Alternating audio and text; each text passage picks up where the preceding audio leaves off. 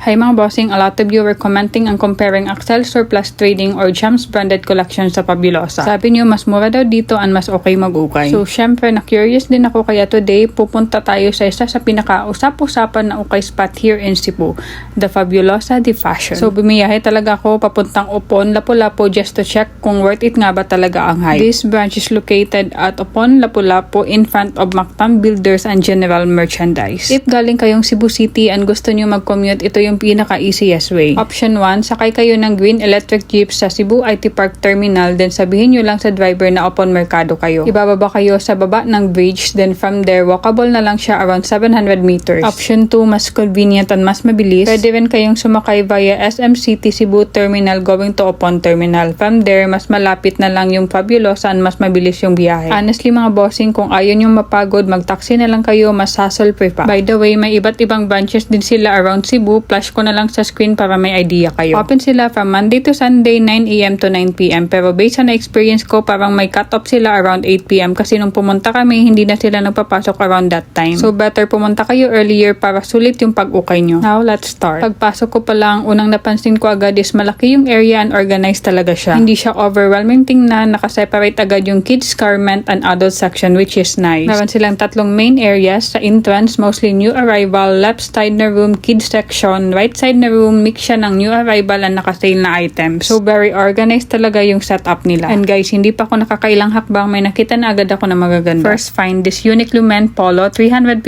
siya and honestly, ang ganda pa ng tela, very intact pa yung quality, parang bagong bili lang. Then this Banana Republic polo, 350 din siya and grabe 10 out of 10 pa yung quality. Tapos may Boss brand din, 350 din siya and sobrang linis pa. Ito naman another Uniqlo polo, 350 din pero for me around 7 out of 10 na lang yung quality kasi medyo paid din na yung color. Pero wearable pa din naman. Another Uniqlo polo, may tag pa, 400 siya and honestly parang brand new pa talaga. Then this Zara polo, 350 pesos lang din siya and sobrang linis pa tingnan, 10 out of 10 yung condition. And itong Hollister polo, grabe gandang-ganda talaga ako dito, perfect pang forma. Imagine mga bossing, isang section pa lang yan. Then may nakita rin akong jacket, 500 siya and honestly 10 out of 10 pa yung quality, hindi mukhang ukay. Now punta naman tayo sa women's section. This crop top sando, 250 pesos. 8 out of 10 pa yung quality pero maganda pa rin. This Uniqlo top, 250 pesos but honestly di ko na masyadong bet kasi medyo faded na yung color or baka ganun lang talaga yung design. Majority ng pieces dito branded talaga pero meron ding hindi masyadong kilalang brands. And for the new arrivals, prices usually range from 120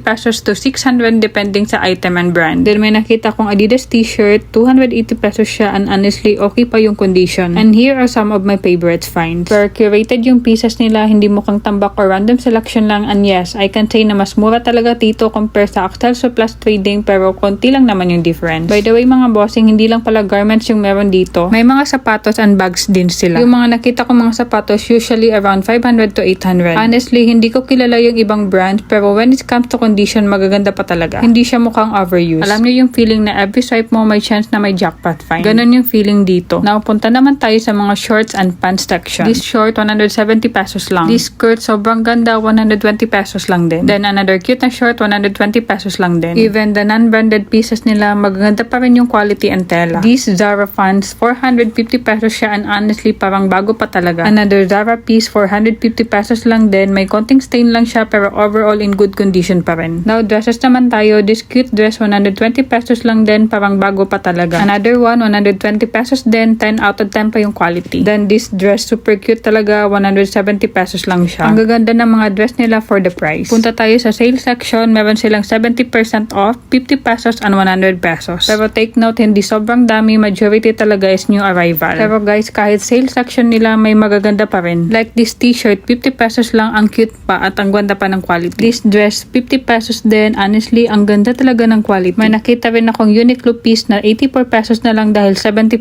off. Another Uniqlo t-shirt, 84 pesos lang din. Sobrang linis ng quality, ang ganda pa talaga. This crop top t-shirt, 50 pesos lang din yan. This Zara long sleeve, 75 pesos na lang. One thing that really amazed me here, tumatanggap sila ng card payment, GCash payment, and cash payment. Sobrang convenient talaga, especially for people like me na hindi mahilig magdala ng maraming cash. Mas gusto ko talaga card payment para mas monitored ko yung gastos ko. Another thing I like, very approachable yung staff nila and sobrang clean ng area. Mas nakaka-enjoy mag-ukay pag organized and malinis yung paligid. Now, overall thoughts, yes, mas mura dito compared sa Axel pero hindi siya yung every swipe mo branded agad. You really have have to look for the gems. And hindi ko sila mako-compare directly kasi magkaiba sila ng vibe and uniqueness when it comes to pieces. Para silang maganda in their own way. So if mahilig kayo sa ukay-ukay, branded finds, budget-friendly, thrift hunting, this place is definitely worth visiting. Quick reminder lang mga bossing, don't expect perfect items all the time, pero if patient kayo at marunong maghanap, may chance talaga kayo makahanap ng jackpot. And that's all for today mga bossing. Don't forget to bring your friends and let me know kung ano yung pinakasulit finds nyo dito. See you on my next sulit finds.